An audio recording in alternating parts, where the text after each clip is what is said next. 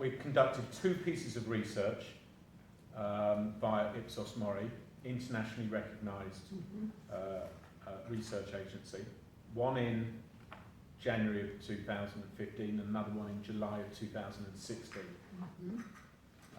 Asking identical questions. The reason that we asked questions again in July of 2016 was to see whether there had been any material deviation in the views of residents, and there had not been. And broadly,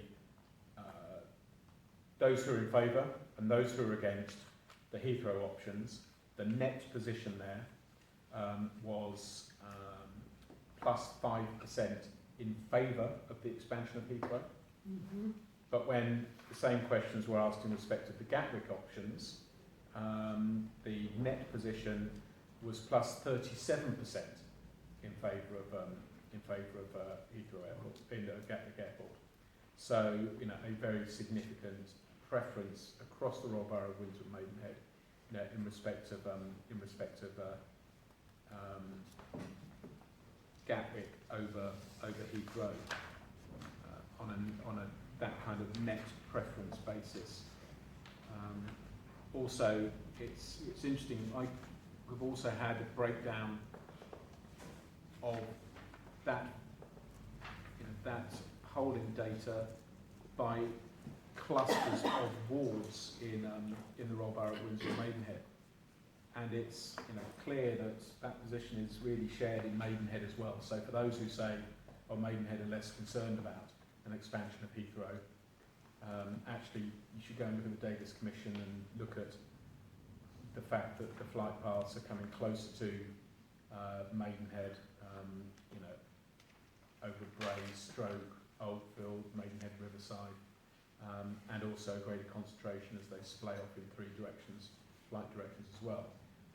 So the position of Maidenhead itself was heavily pro-Gatwick compared with its position on Heathrow, which is an aside that wasn't discussed at the meeting.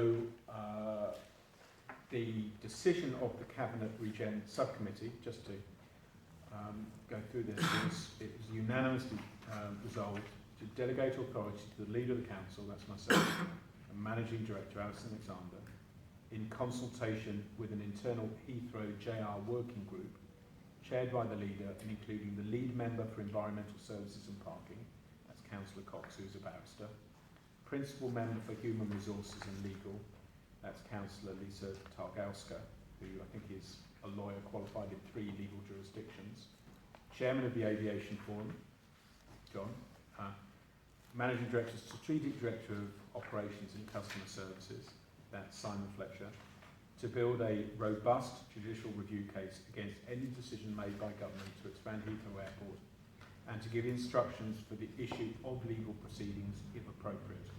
So that was, and also there was a second leg of the recommendation, was to share the Royal Borough's position to the Aviation Forum scheduled for the 3rd of November. So that was unanimously agreed at that meeting on the 13th of October. Subsequent, because the Aviation Forum was the 1st of November, so the recommendation was wrong. Subsequent to that meeting, there was a recommendation from the Cabinet Subcommittee to recommend Heathrow as the preferred option. And so where are we now? Because the work which the Royal Borough of Windsor and Maidenhead is doing is also with 3 other local authorities, Wandsworth, Richmond and Hillingdon, and now with Greenpeace as well. The 4 local authorities, including ourselves, count for in the region of 1 million residents, and Greenpeace, obviously, the environmental activist group, campaign group, are involved as well. So, you know, where are we now?